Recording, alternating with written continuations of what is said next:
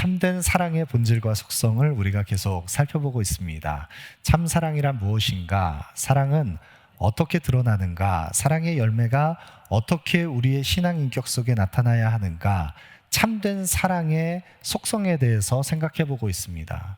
여러분, 그런데 우리는 사랑하는 자가 되기보다는 우리의 옛사람의 구습, 우리의 본성은 사랑을 가로막는 옛 본성의 악한 구습들이 사랑의 기운을 가로막는 것이 우리의 익숙한 본성이라는 것을 생각해 보았습니다. 여러분, 그래서 우리는 이전에 행하던 악한 구습대로 시기합니다. 자랑합니다. 교만히 행합니다. 그리고 오늘 계속해서 살펴볼 무례히 행하는 모습, 또 자기의 유익을 구하는 모습, 이것이 우리의 악한 본성이라는 것을 생각해야 합니다. 그래서 사도는 이와 같은 것들은 사랑이 아니다라고 하는 부정어를 통해서 사랑을 가로막는 것을 경계하라, 우리의 마음을 살피라라고 지금 도전하고 있습니다. 오늘 우리는 이 사랑의 본질을 두 가지를 더 추가해서 생각을 해볼 텐데, 무례히 행치 않는 사랑과 자기의 유익을 구하지 않는 사랑입니다. 먼저 우리의 마음을 분별하고 주의해야 할 옛사람의 구습, 사랑은 무례히 행치 않는 것입니다. 무례히 행치 않는 사랑. 여러분, 무례히 행한다라고 하는 말을 들을 때 어떤 느낌이 먼저 여러분 와닿으십니까? 무례히 행한다는 것은 어떤 것입니까?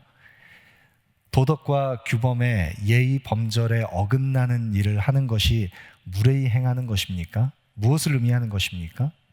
여러분, 이 무례히 행한다라고 하는 이 본뜻에 본래의 의미가 담고 있는 그 용례를 보면 이 의미는 표준에서 벗어나는, 칭찬할 만한 것에서 벗어나 부당하게 행동하고 합당치 못한 행동을 하는, 이런 의미를 가지고 있습니다. 그래서 합당치 못한 부당한 행동을 통해서, 그런 무례한 행위를 통해서 그 스스로도 부끄러움을 당하고 수치를 당하고 관계를 맺고 있는 상대방에게, 또 다른 이웃 누군가에게 수치스러움과 부끄러움을 느끼게 할 만한 합당치 못한 행위, 모든 것을 다 가리킵니다. 여러분, 그렇기 때문에 무례히 행하는 사람 앞에서 기준이 없는, 표준이 없는 그런 합당한, 온당한 기준을 벗어난 그런 말과 태도를 통해서 무례히 행하는 사람은 그 스스로도 수치를 겪습니다. 그리고 그와 관계를 맺고 있는 또 다른 누군가, 상대방에게도 수치를 느끼게 하고 그의 인격과 명예를 깨트리는 상식과 기준을 벗어난 모습, 그것이 모든 무례한 행위에 포함되는 것입니다. 여러분, 그런데 이 무례히 행하는 것에 이 용례들, 또 다른 용례들 속에 이 무례히 행하는 것이 극단적으로 더 나아가면 이것은 자신의 정욕을 위해서 상대의 인격을 짓밟고 정욕의 도구로 이용하는 것까지 더 극단으로 나아가게 됩니다. 무례히 행하는 것은 상대의 인격을 말살하는 것입니다. 왜 우리가 무례히 행하는 것입니까? 누군가를 향해서 상대에게 부끄러움과 수치를 느끼게 할 만한 그런 행위들, 그런 말과 태도로 상대를 대하는 것입니까? 내가 관계 맺고 있는 그 상대방이, 그 대상이 얼마나 소중한 하나님의 사람인지, 그의 인격, 하나님의 형상대로 지음받은 그 소중한 인격을 존중하지 않기 때문입니다. 상대의 인격과 마음을 세밀하게 살피지 않습니다. 그래서 내 말과 태도가, 내 행동이 상대에게 수치심을 불러일으키는지 그렇지 않은지, 이것이 부적절한 것인지 그렇지 않은지 점검할 수 있는 자신의 기준이 다 무너져 있습니다. 상대 부드러운 마음과 또 양심이 작동하지 않습니다. 내 이기적인 본성과 어그러진 옛사람의 구습을 따라서 익숙한 대로 행합니다. 모든 것이 다 무례한 것입니다. 여러분, 제가 이 무례한 행위에 대해서 굳이 나열하지 않더라도 우리는 익숙한 대로 무례한 사람의 그 불편하게 했던 경험들을 모두 다 가지고 있습니다. 부주의한 말들, 날카롭게 쏟아붙이는 반응들, 일부러 상대방을 언짢게 하려고 무반응으로 일관하는 그런 태도, 긴장감을 불러일으키는 모든 상대의 인격을 해하고 언짢게 만드는 모든 무례한 것, 그 모든 무례한 말과 태도, 여러분, 우리가 관계 맺는 것에서 너무나 많은 일상 속에서 경험하는 것들입니다. 정성스럽게 준비된 맛있는 좋은 음식은, 깨끗하게 준비된 음식은 깨끗한 정갈한 그릇에 담아서 전달하는 것이 합당한 것입니다. 그런데 그 깨끗한 정성스러운 음식을 씻지 않은 더러운 손으로 집어서 전달하는 것은 무례한 것입니다. 마찬가지로 진리는 사랑이라는 그릇에 담겨져서 전해져야 합니다. 그런데 이 진리가 사랑이라는 그릇에 담겨져서 전해져야 하는 그 진리를 무례한 말과 태도로 다 더럽히면서 우리는 얼마나 많은 부분에서 상대의 인격을 해하는지 모릅니다. 잠언 12장 18절에 칼로 찌름같이 함부로 말하는 자가 있거니와 지혜로운 자의 혀는 양약과 같으니라. 누군가의 말과 태도가 칼이 찌름같이 상대의 인격을 해하는 그런 말이 있습니다. 그런 독이 되는 말이 있습니다. 그러나 지혜로운 자의 입술은 양약과 같아서 생명을 살리는 역할을 합니다.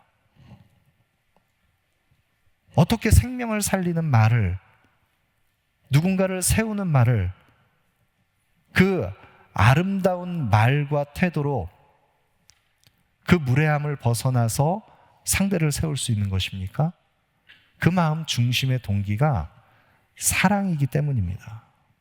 여러분, 우리는 주변에 무례한 사람들을 대할 때 그 무례한 사람은 자신은 말하는 것과 행동하는 것이 똑같다. 그래서 나는 앞과 뒤가 다르지 않다. 당신에게 하는 말 어디에서든지 나는 뒤끝 없이, 나는 그냥 말과 내가 표현하는 것 그대로를 다 보여준다 하면서 뾰족뾰족한 말들을 내뱉는 경우가 있습니다.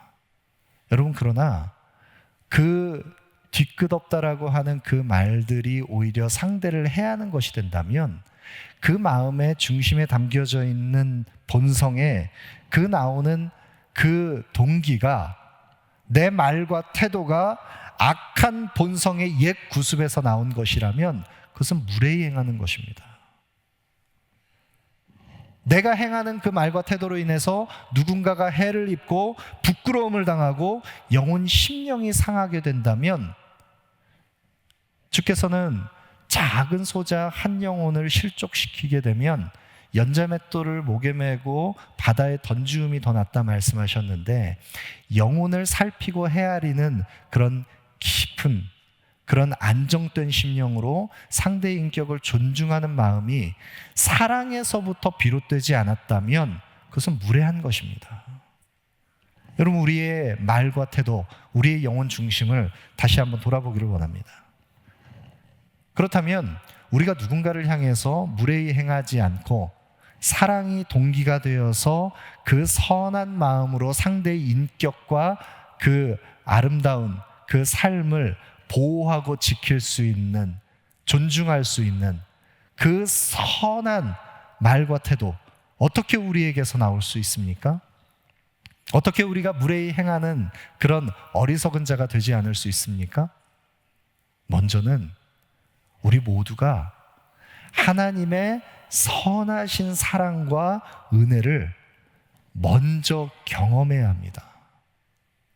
베드로전서 2장에 예수 그리스도를 알지 못하던 이전 우리의 모습이 옛사람의 구습을 쫓아서 사욕을 따라서 거룩하신 이를 본받지 못하던 우리의 모습이 얼마나 악한 모습인지를 대조하면서, 이제 너희가 거룩하신 이를 본받아서 모든 행실의 거룩함을 나타내는 하나님의 자녀들이 되라. 그래서 모든 악독과 모든 기만과 외식과 시기와 모든 비방하는 말을 벗어버리고 악한 말의 태도와 마음 중심을 다 벗어버리고 순전한 말씀, 신령한 젖을 사모하며 하나님을 갈망하면서 구원에 이르도록 자라가라 권면합니다. 그리고 그런 너희들은 너희가 베드로전서 2장 3절에 너희가 주의 인자심을 맛보았으면 그리하라. 주님의 인자심을 맛보았다면, 너희가 그 하나님의 인자심을 경험한 너희라면, 그렇다면 너희가 그와 같이 하라. 여러분, 여기에 인자심이라고 표현된 이 단어가 영어 성경의 여러 번역본을 보면 kind, good 이렇게 표현되어 있습니다. 이것은 주님의 친절하신 좋은, 자비로운 사랑, 하나님의 선하고 좋은 사랑을 의미합니다. 하나님께서 우리를 사랑하시는 그 사랑은 자비로운 사랑입니다. 선하고 좋은 사랑입니다. 우리를 향한 가장 좋은 사랑을, 긍휼을 베푸시는 하나님께서 우리에게 그 인자를 베푸시는데, 그 인자를 경험한 너희들이라면, 맛보아 아는 너희들이라면 그 하나님의 선하신 인자심으로 말미암아 너희도 그리하라 이야기하는 것입니다. 여러분, 우리가 누군가의 인격을 존중하면서 그를 선대하고 그 소중한 한 사람의 하나님의 형상대로 지음받은 그 소중한 인격을 사랑할 수 있는 것, 우리가 먼저 하나님의 인자심을 경험해야만, 그 부요하신 은혜 안에 그 풍성함을 우리가 맛보아 알아야만 그 사랑을 함께 나눌 수 있는 것입니다. 주님께서 우리를 선대하시고 주님께서 우리를 긍휼과 자비로, 인자심으로 우리의 인격, 우리의 영혼을 가장 사랑하시는 그 사랑이 우리에게 먼저 덧입혀져야만 그 사랑으로 우리는 누군가를 사랑할 수 있는 것입니다. 여러분, 누군가가 우리에게 무례히 행했다면 우리 주변에 있는 사람들이 나에게, 우리의 주변 사람 누군가에게 무례히 행하는 모습을 보았다면 여러분, 그를 위해 기도해 주시기 바랍니다. 그리고 이렇게 생각하시기 바랍니다.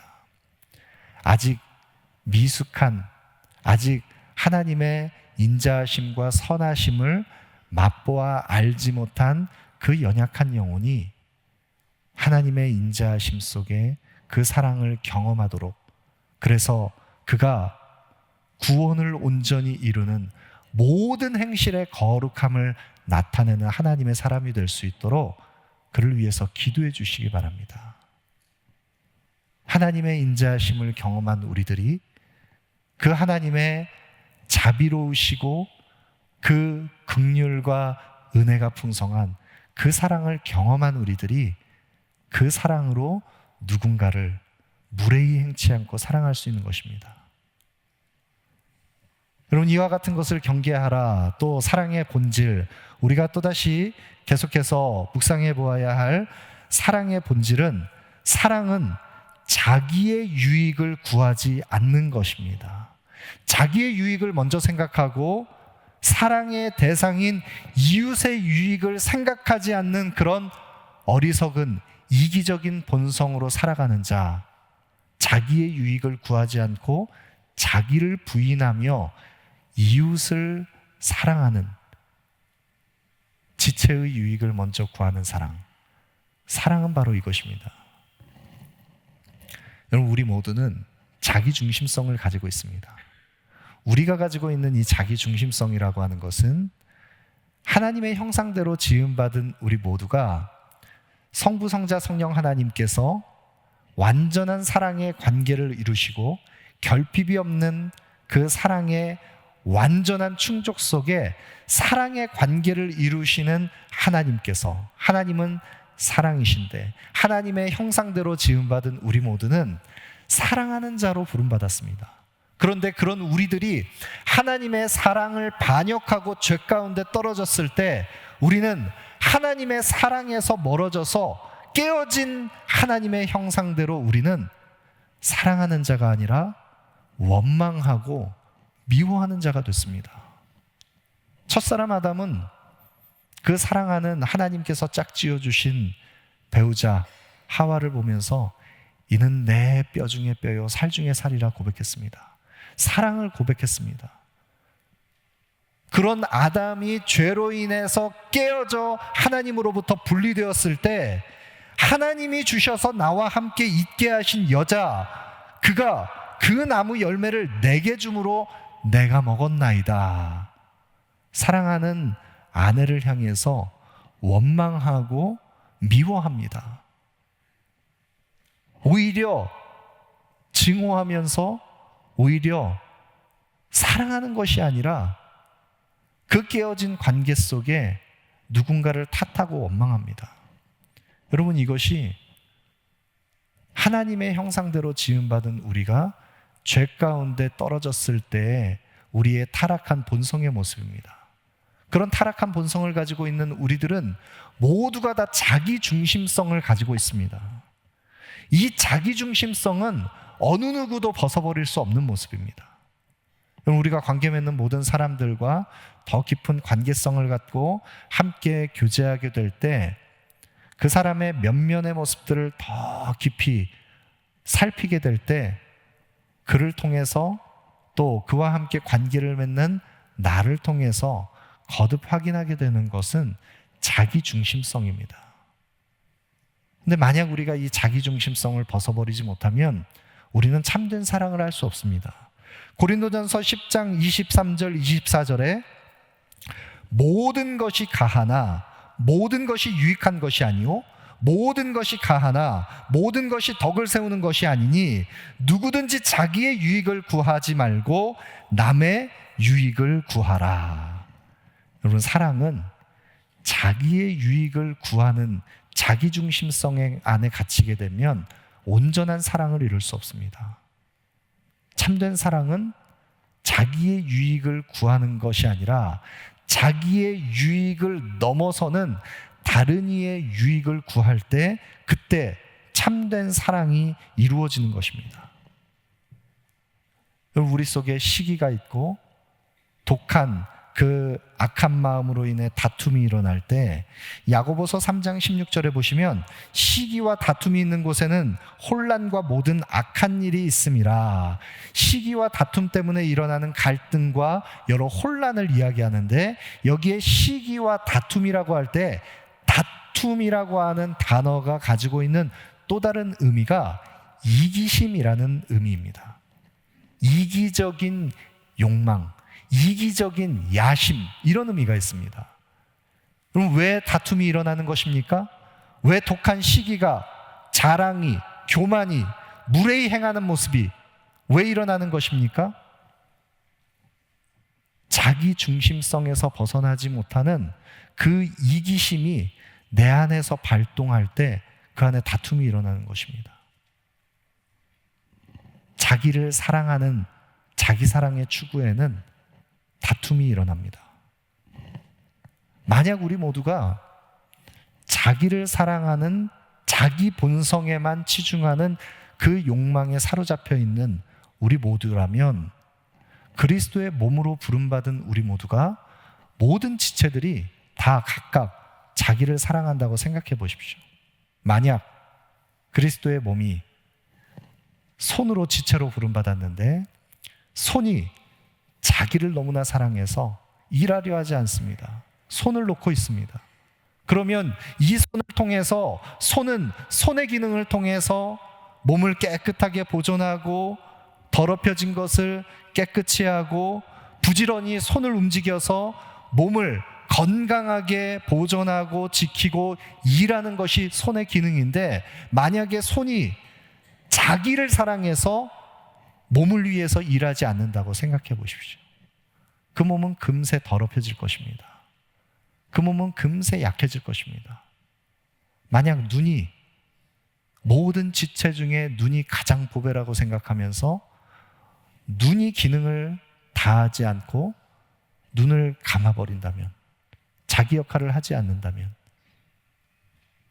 만약 심장이 고동치는 심장이 자기를 사랑해서 움직이지 않는다면 여러분, 우리의 몸의 모든 지체는 다 기능을 잃어버리게 될 것입니다. 몸의 모든 지체가 몸 안에 붙어 있는 것은 서로를 유익하게 하고 섬기기 위해서 한 몸으로 부름받은 것입니다. 여러분, 사랑은 누군가를 다른 이의 유익을 위해서 서로가 함께 섬기고 그 역할을 할 때 온전히 이루어지는 것입니다. 빌립보서 2장 4절 5절 말씀에 각각 자기의 일을 돌볼 뿐더러 또한 각각 다른 사람들의 일을 돌보아 나의 기쁨을 충만하게 하라. 너희 안에 이 마음을 품으라. 곧 그리스도 예수의 마음이니. 여러분, 그런데 다른 이의 유익을 구하고 서로 함께 섬기는 몸이 된다고 할 때 우리가 한 가지 자기 사랑을 벗어나는 다른 이의 유익을 구하는 사랑을 온전히 이룬다고 할 때 한 가지 생각해야 할 것이 있습니다. 이 사랑은 자기중심성에 붙들려 있는 자기 사랑이 아니지만, 그러나 하나님의 사랑을 우리가 먼저 경험한 하나님의 선하심을 맛보아하는 우리들이라면 그 사랑을 경험한 우리들은 각각 자기의 일을 돌볼 뿐더러 자기의 일을 돌아보게 됩니다. 자기의 일을 돌아본다는 것은 건강한 자아 존중감을 회복하면서 자신을 참되게 사랑하는 것을 의미합니다. 여러분, 하나님의 사랑을 경험한 사람들은 자신만을 사랑하는 이기적인 사랑으로, 정말 자기만을 생각하는 그런 셀피시한 그런 이기적인 사랑에 붙들린 것은 아니지만 자신을 온전히 사랑할 수 있는 자가 됩니다. 하나님의 사랑을 경험했기 때문입니다. 그런 하나님의 사랑을 경험한 우리들이 자신을 온전히 사랑하게 될 때 각각 자기의 일을 돌볼 뿐더러 어떻게 됩니까? 다른 사람들의 일도 돌보아 나의 기쁨을 충만하게 하라. 바울이 경험했던 그 기쁨은 그리스도의 기쁨입니다. 너희 안에 이 마음을 품으라. 곧 그리스도 예수의 마음이니.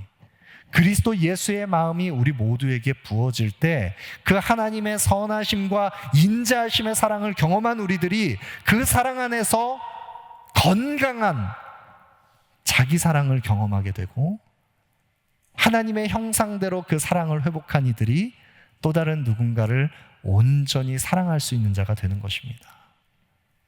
하나님을 사랑하고 이웃을 사랑하는 온전한 사랑이 우리 안에서 이루어지게 되는 것입니다. 여러분, 그럴 때 우리가 마지막으로 한 가지 기억해야 할 것이 있습니다. 우리가 누군가를 사랑한다고 하는 것은 내 안에서 나올 수 있는 것으로는 결코 사랑할 수 없습니다. 우리 성도님들과 함께 교제하면서 함께 관계의 갈등, 어려움들에 대해서 같이 함께 고민하는 바를 함께 기도 제목으로 나눠주시고 기도할 때 많은 부분에 있어서 갈등의 양상이 나타나는 많은 부분에서 상대방을 사랑할 수 없는데 사랑하고 싶지 않은 그 대상을 어떻게 사랑할 수 있는가, 또 사랑하고 싶은데 도저히 사랑의 마음이 나오지 않는 그 부분을 고민하는 경우 있습니다. 여러분, 어떻게 사랑할 수 있습니까? 우리가 어떻게 사랑하는 자가 될 수 있습니까? 내 안에 나오는 것으로는 결코 누군가를 사랑할 수 없습니다. 그것이 사랑하는 가족이든 조금 더 먼 이웃이든 때로는 나에게 해를 가하는 정말 원수 같은 그런 사람이든 누구든 내 안에서 나오는 것을 가지고서는 결코 사랑할 수 없습니다. 여러분, 그러면 어떻게 사랑할 수 있습니까? 나는 사랑할 수 없습니다. 그러나 나를 사랑하신 하나님의 그 사랑, 하나님의 그 사랑이 새 언약으로 우리의 마음, 심령 속에 새겨져 있습니다. 우리 모두는 새 계명을 받은 사람들입니다. 이 새 계명이 무엇입니까? 주님께서 말씀하십니다. 요한복음 13장 34절 35절에 새 계명을 너희에게 주노니 서로 사랑하라. 내가 너희를 사랑한 것 같이 너희도 서로 사랑하라. 너희가 서로 사랑하면 이로써 모든 사람이 너희가 내 제자인 줄 알리라. 그리스도께서 우리에게 주신 새 계명, 서로 사랑하라 말씀하신 이 계명, 이 계명은